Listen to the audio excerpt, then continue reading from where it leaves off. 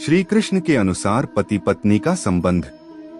पति पत्नी का संबंध केवल दो व्यक्तियों का साथ नहीं है, बल्कि यह विश्वास, प्रेम, त्याग, सम्मान और धर्म पर आधारित एक पवित्र बंधन है।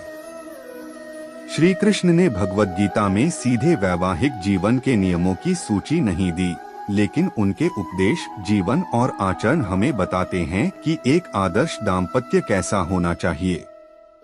श्री कृष्ण कहते हैं कि जहाँ प्रेम में स्वार्थ नहीं, सम्मान में अहंकार नहीं और जीवन में धर्म का पालन होता है, वहाँ परिवार सुखी रहता है।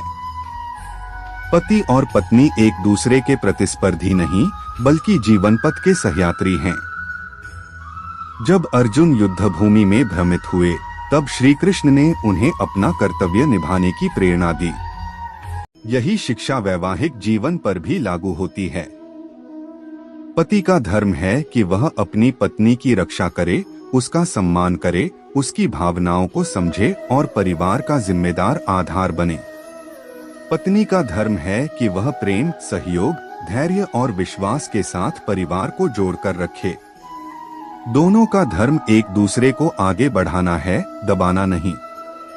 श्री कृष्ण सिखाते हैं कि क्रोध, अहंकार, लोभ और ईर्ष्या रिश्तों के सबसे बड़े शत्रु हैं। जब पति पत्नी छोटी छोटी बातों पर क्रोधित हो जाते हैं, तब प्रेम कमजोर होने लगता है। इसलिए वे कहते हैं कि मन को संयमित करना सीखो। जो अपने मन को जीत लेता है, वही अपने रिश्तों को भी बचा सकता है।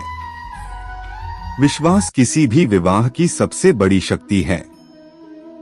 यदि पति पत्नी एक दूसरे पर भरोसा रखते हैं, तो कठिन से कठिन समय भी आसानी से बीत जाता है। लेकिन जहां संदेह घर कर लेता है, वहां प्रेम धीरे धीरे समाप्त होने लगता है। इसलिए श्री कृष्ण सत्य और पारदर्शिता का मार्ग अपनाने की प्रेरणा देते हैं। श्री कृष्ण का जीवन हमें यह भी सिखाता है कि सम्मान प्रेम से भी अधिक आवश्यक है। यदि पति अपनी पत्नी का सम्मान नहीं करता या पत्नी अपने पति का आदर नहीं करती, तो रिश्ता कमजोर हो जाता है। सम्मान का अर्थ केवल शब्दों से नहीं, बल्कि व्यवहार, निर्णयों और एक दूसरे की भावनाओं की कदर करने से है। दाम्पत्य जीवन में त्याग भी आवश्यक है। हर समय अपनी इच्छा पूरी करने की जिद रिश्ते को कमजोर करती है। कभी पति समझौता करे, कभी पत्नी। यही संतुलन घर में शांति लाता है। श्री कृष्ण कहते हैं कि कर्म करते रहो और फल की चिंता मत करो। इसका अर्थ वैवाहिक जीवन में यह है कि अपने साथी के लिए प्रेम, सेवा और सहयोग करो, बदले में तुरंत कुछ पाने की अपेक्षा मत रखो। निस्वार्थ प्रेम सबसे मजबूत संबंध बनाता है। क्षमा का महत्व भी श्री कृष्ण की शिक्षाओं में दिखाई देता है। कोई भी मनुष्य पूर्ण नहीं है। पति पत्नी दोनों से गलतियां हो सकती हैं। यदि हर गलती को मन में रखा जाए, तो दूरी बढ़ती जाती है। लेकिन यदि प्रेम से क्षमा कर दिया जाए, तो संबंध और मजबूत बन जाता है।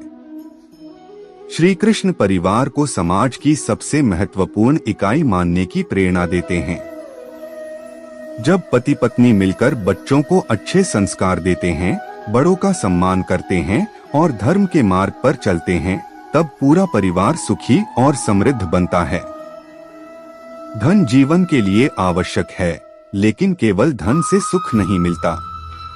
यदि घर में प्रेम, विश्वास और शांति नहीं है, तो अपार संपत्ति भी आनंद नहीं दे सकती। इसलिए श्री कृष्ण संतुलित जीवन जीने की शिक्षा देते हैं। पति पत्नी को एक दूसरे की बात ध्यान से सुननी चाहिए। कई रिश्ते इसलिए टूटते हैं क्योंकि लोग सुनते कम और बोलते अधिक हैं। संवाद हर समस्या का सबसे बड़ा समाधान है। श्री कृष्ण यह भी सिखाते हैं कि कठिन समय में एक दूसरे का साथ कभी नहीं छोड़ना चाहिए। सुख में साथ देना आसान है, लेकिन सच्चा प्रेम वही है जो दुख में भी अडिग रहे।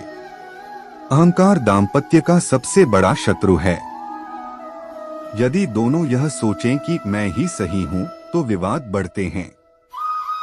लेकिन यदि दोनों यह सोचें कि हमारा रिश्ता सबसे महत्वपूर्ण है, तो समाधान अपने आप निकल आता है। पति पत्नी को आध्यात्मिक जीवन की ओर भी बढ़ना चाहिए। प्रतिदिन भगवान का स्मरण, प्रार्थना, गीता का अध्ययन या भजन करने से मन शांत होता है और घर में सकारात्मक वातावरण बनता है।